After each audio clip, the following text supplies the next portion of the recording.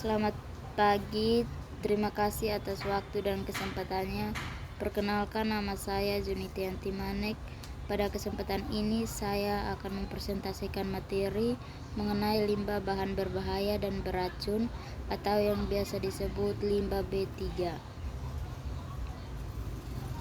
Salah satu jenis limbah yang banyak dibicarakan karena memerlukan pengelolaan khusus adalah limbah yang tergolong bahan berbahaya dan beracun atau disingkat B3.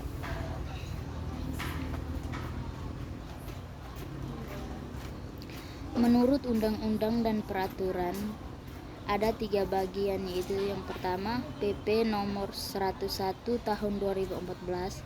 Limbah B3 adalah sisa suatu usaha dan atau kegiatan yang mengandung B3. Yang kedua, Undang-Undang nomor 32 tahun 2009 pasal 1 angka 21. Angka zat energi dan atau komponen lain yang karena sifat konsentrasi jumlahnya baik secara langsung maupun tidak langsung dapat mencemarkan dan atau merusak lingkungan hidup, membahayakan lingkungan hidup, kesehatan, serta kelangsungan hidup manusia dan makhluk hidup lain. Yang ketiga, Bapedal 1995. Setiap bahan sisa suatu kegiatan proses produksi yang mengandung bahan berbahaya dan beracun atau B3 karena sifat toxicity serta konsentrasi jumlahnya yang baik secara langsung maupun tidak langsung dapat merusak, mencemarkan lingkungan atau membahayakan kesehatan manusia. Bahan berbahaya dan bahan beracun. Bahan berbahaya dan bahan beracun adalah bahan yang karena sifat atau konsentrasinya dan atau jumlahnya baik secara langsung maupun tidak langsung dapat mencemarkan dan atau merusak lingkungan hidup dan atau dapat membahayakan lingkungan hidup, kesehatan, kelangsungan hidup manusia serta makhluk hidup lainnya. Yang berikut penintuan limbah B3. Yang pertama, penintuan limbah B3 tergantung pada aplikasi serangkaian kriteria tertentu, yaitu yang pertama, daftar spesifik bahan kimia dan turunannya. Yang kedua, kriteria ditetapkan melalui pengujian toxicity. Yang berikut gabungan kedua metode tersebut di atas.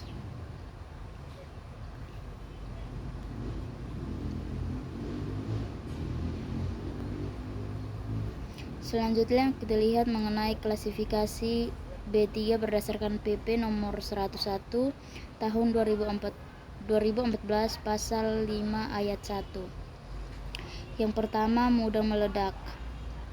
Limbah yang pada suhu dan tekanan standar 25 derajat Celcius sampai 760 ml kilogram dapat meledak atau melalui reaksi kimia dan fisika dapat menghasilkan gas dengan suhu dan tekanan tinggi dengan cepat dapat merusak lingkungan. Yang kedua, mudah menyala atau terbakar berupa cairan. Yang pertama, mengandung alkohol kurang dari 24% volume dan mempunyai titik nyala kurang dari 60 derajat Celcius. Yang kedua, terjadi kontak dengan api, percikan api atau sumber nyala lain pada tekanan udara 760 mmHg. Yang ketiga, mudah menyala atau terbakar berupa padatan.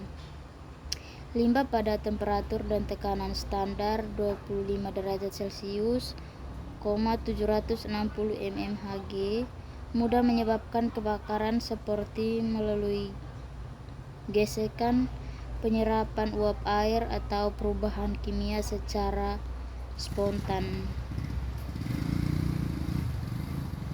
Yang berikut reaktif.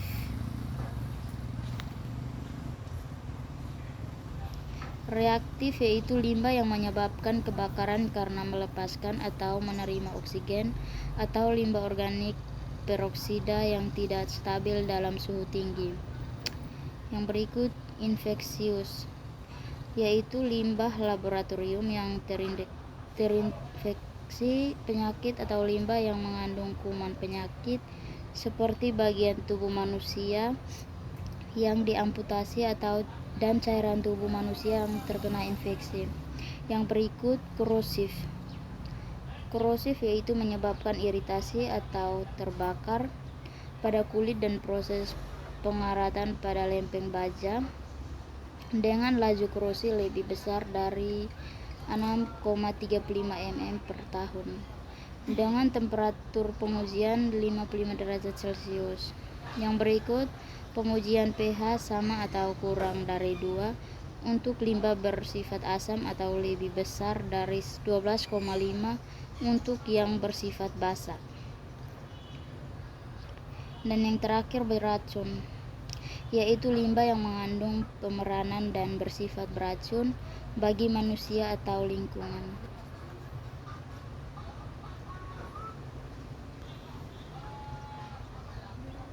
Yang berikut kita lihat mengenai parameter dan screening test atau fingerprint test yang dapat dijadikan indikasi awal karakteristik limbah B3.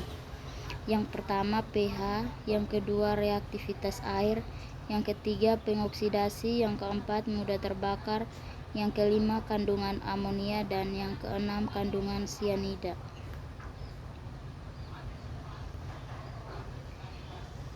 Berdasarkan jenis, sumber, dan karakteristiknya, limbah B3 dapat dikelompokkan sebagai berikut. Yang pertama, berdasarkan jenisnya, yaitu yang pertama limbah B3 jenis padatan, yang kedua limbah B3 jenis cairan, yang ketiga limbah B3 jenis gas, dan yang keempat limbah B3 jenis partikel yang tidak terdefinisi. Yang kedua, berdasarkan sumbernya. Yang pertama, limbah B3 dari sumber tidak spesifik. Yang kedua, limbah B3 dari sumber spesifik. Yang ketiga, limbah B3 dari bahan kimia kadaluarsa, tumpahan, bekas kemasan, dan buangan produk yang tidak memenuhi spesifikasi. Yang ketiga, berdasarkan kategorinya menurut PP nomor 101 tahun 2014. Yang pertama, limbah B3 kategori 1, yaitu limbah yang risikonya berdampak secara langsung terhadap kesehatan manusia atau akut. Yang kedua, limbah B3 kategori 2, yaitu limbah yang risikonya dapat berdampak secara langsung terhadap kesehatan manusia, juga dapat berdampak terhadap lingkungan. Dan yang ketiga, limbah B3.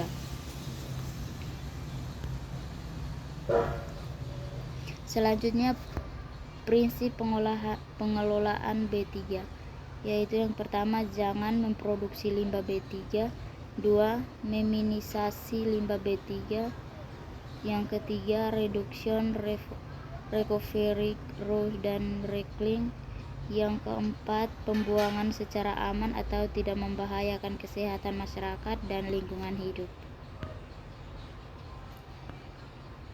Selanjutnya kita lihat mengenai penanganan limbah B3, terdiri dari 1.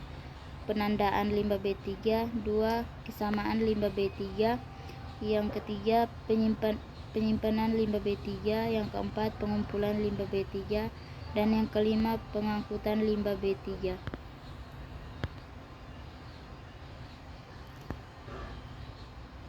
Selanjutnya label dan simbol. Pemberian simbol dan label pada setiap kemasan B3 dimaksudkan untuk mengetahui klasifikasi B3 sehingga pengelolaannya dapat dilakukan dengan baik guna mengurangi risiko dan yang dapat ditimbulkan dari B3. Yang pertama, label. Tulisan yang menunjukkan antara lain karakteristik dan jenis bahan kimia berbahaya dan beracun. Yang kedua, simbol, yaitu gambar yang menyatakan karakteristik bahan kimia berbahaya dan beracun. Selanjutnya, klasifikasi. Yang pertama, PPRI 74/2001, yaitu yang pertama, mudah meledak, 2 mudah mengoksidasi, 3 sangat mudah sekali menyala, 4 sangat mudah menyala, 5 mudah menyala, 6 amat sangat beracun, 7 sangat beracun, 8 beracun, 9 berbahaya, 11 korosif, 12 bersifat iritasi, 13 berbahaya bagi lingkungan, 14 karsinogenic, 15 katerotegenik, dan yang ke-15 mutagenik.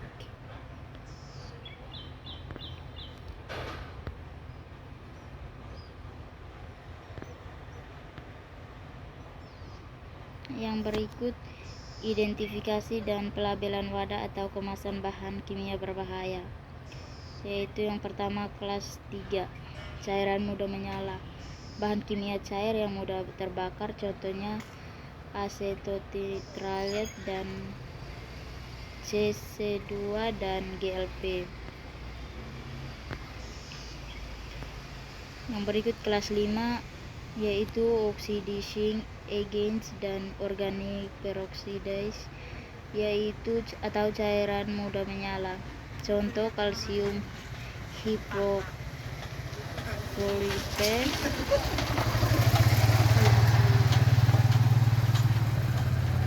Yang berikut kelas 6, yaitu bahan beracun. Bahan kimia beracun contohnya lanate 25WP, methomolcomb, chloroform, CCl4, dan dimethyl sulfate.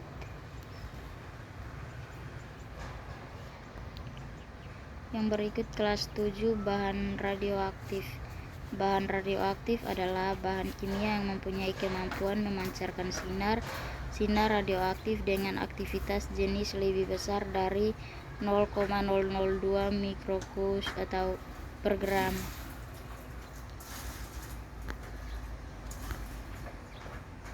Dan yang terakhir kelas 8, yaitu bahan korosif, yaitu bahan kimia yang dapat mengakibatkan kerusakan apabila kontak dengan jaringan hidup atau bahan lain, contohnya asam asetat HCl, H2SO4, HNO3, NaOH, KOH, dan NH4OH. Sekian hasil presentasi. Terima kasih.